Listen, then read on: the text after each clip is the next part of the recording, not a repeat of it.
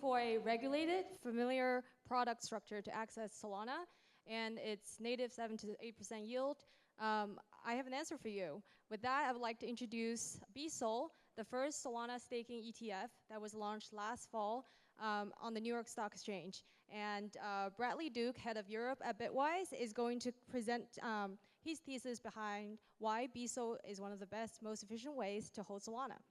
Welcome, Bradley. All right. Yeah, thank you. My name is Bradley Duke. I head Bitwise here in Europe. Bitwise is a company. We have about approximately 15 billion in assets. We 200 people worldwide, and really we focus only on digital assets. That's all we do. We're an asset manager about digital assets, and that's what we focus on. And our mission is to create products so that people can access, the growth in this industry. And also to accompany investors on their journey. So we do a lot of education, we do a lot of research. We've got lots and lots of papers on Solana because actually, like, Bitwise really loves Solana.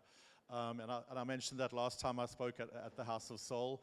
And we love Solana because for the same reason everybody else loves Solana, and that is because of its potential, because of the energy of the community. A lot of you here today, the builders, its ascendancy in real-world assets, in tokenization of real-world assets, in stable coins, in DeFi. The story is just really positive, and we love Solana, and we were so proud to actually be for this day, and it was the 28th of October. Again, please. Thanks, and again, this day, right? So we listed the BSOL staking ETF on the New York Stock Exchange. It was the first Solana ETF in the US, and the first staked product actually in the US overall, or for any crypto. And it was a great day. It was a super exciting day. You can see some familiar faces on there. There's Toli, there's Raj, Kyle, of course, Hunter from and Matt and Teddy from and Hong from Bitwise. It was a wonderful day, and people think like exactly what was just being said. There's a lot of people say, okay, well, Wall Street is coming in and kind of sort of ruining the story, the decentralization story. But I'm going to just talk about why this is not the case, and also talk about why the institutions are. Just show you what's been happening with this ETF, which is BSOL is the largest ETF, Solana ETF in the US. It remains so. So it was not just the first. And yeah, so there's over now the US Solana ETFs have over $1 billion in assets. There are other issuers besides Bitwise, Fidelity, Grayscale, VanEck. Of course, in Europe we have our own Solana ETPs, staking ETPs, including from Bitwise and 21 Shares. I'll be speaking with Duncan Moyer from 21 Shares afterwards. We're going to be having a little backwards and forwards chat. Should be interesting. Also about ETFs. And I think and now you can invest in Solana ETPs in the US, in Canada, in Europe, in Brazil, Hong Kong, and it's a unique offering for investors because it combines two things. It combines a growth investment with a high yield investment because the price potential as well as the staking revenues, which in the ETFs get rolled back in. So the way I see, and we'll talk a little bit more about this, but the way I see the ETFs is it's basically just a channel. It's another channel so that people can buy the Solana token, but they can, because ultimately behind every ETF is there is the Sol token is purchased and stored, and it's not only that, it's also, but more importantly, it's an education vehicle. It's so that investors around the world can hear about Solana.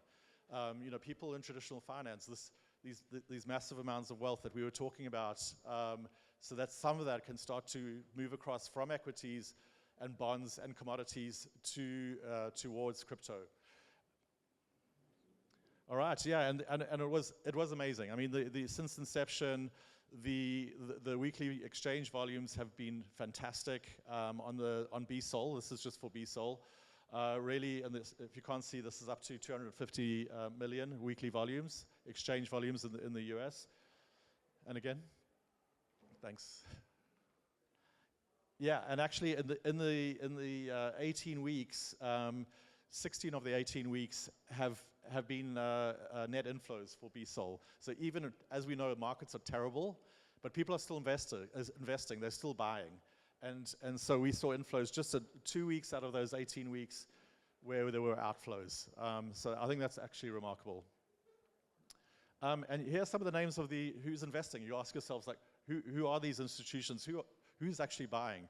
And of course, so this is 13F filings and for people who don't know what that is, in the US, you know, if you're a company, you have to file what you're holding,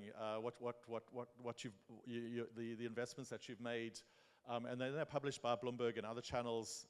In Europe, we don't have something that's similar to that.